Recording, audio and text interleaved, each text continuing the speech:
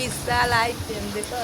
Shadow কিরম শুয়ে আছে দেখো, মানে ও একটা ভাবই এমন যে আমার মতো কেউ থাকতেই পারে, পারে না, এরম একটা ভাবভঙ্গি দেখো কিরম একটা, মানে বড় মানুষের মতো পাশ বালিশের ওপর মুখটা লাগিয়ে শুয়ে আছে। এই হচ্ছে আমার শ্যাডো, এদেরকে নিয়েই আমার সারাটা দিন কাটে এইভাবে।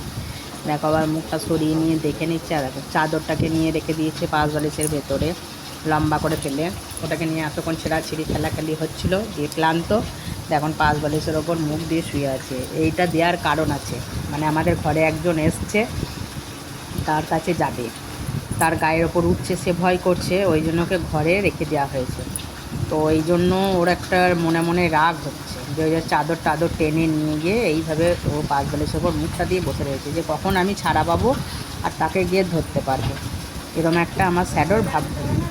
তো ভিডিওটা কেমন লাগলো একটু জানিও।